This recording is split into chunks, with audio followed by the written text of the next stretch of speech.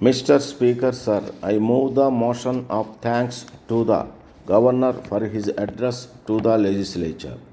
Mention has been made in the address about cyclone and famine in some districts. In this connection, I would like to point out that for many years we have had famines and cyclones in some parts of the country.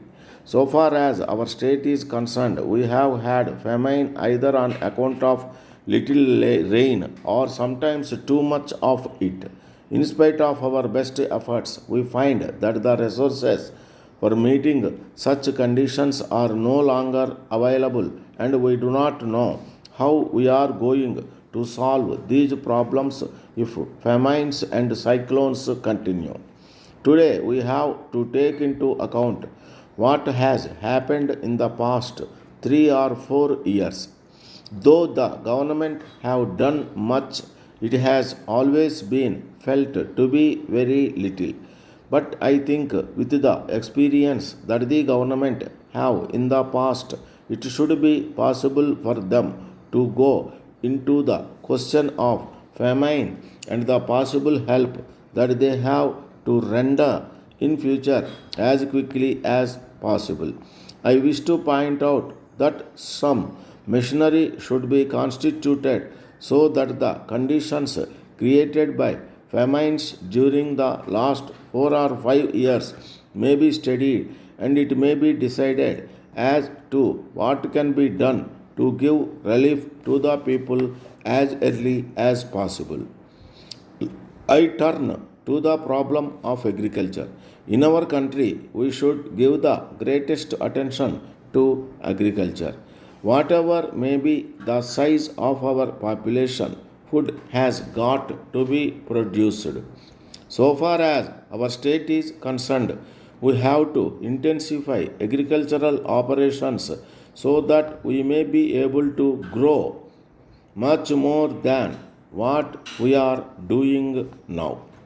If we adopt scientific methods of agriculture and use better manure, I think that it will be possible to increase production.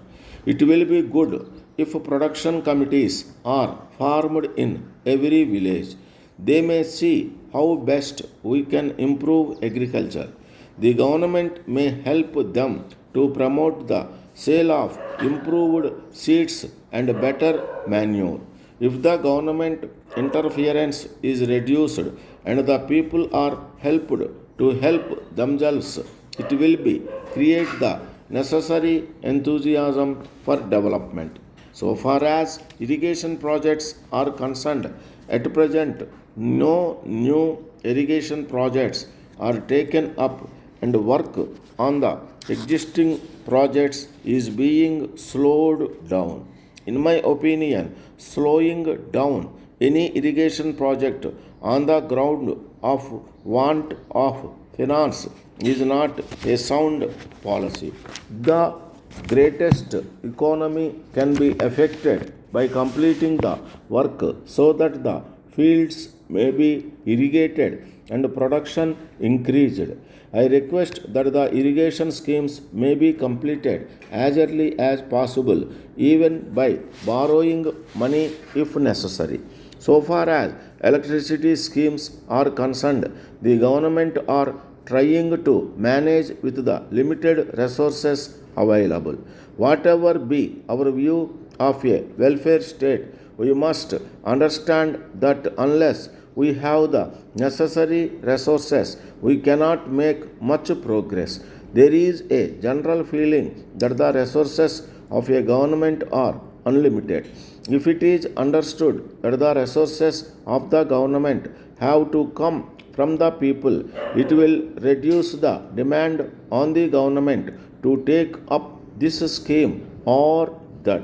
At the same time, the interests of no region should be neglected. Minor irrigation schemes should be taken up wherever possible. After attaining independence, we have seen great development taking place in the country.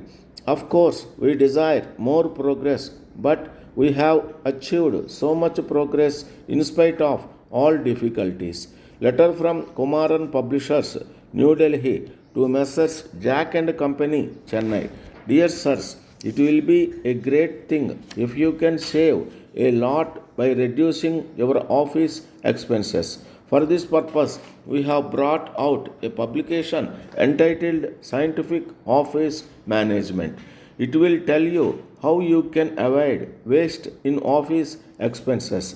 We may tell you that the book is the result of a long research made by the author for many years. He is now really regarded as an authority on office management. We are glad to tell you that the book is a unique one of its kind. In the first instance, it was published as a textbook for schools and colleges, but as there was great demand, it has now been revised so as to meet the requirements of office managers. It deals with the problems of office management and gives sound advice on how to meet them. It has not left out anything which should be said, and at the same time, nothing has been said which is useless for the purpose. As a matter of fact, the book will be a valuable guide to office managers and secretaries. Whatever be your line of business or problem, you are sure to profit by it. Please fill in the enclosed order form and send it to us.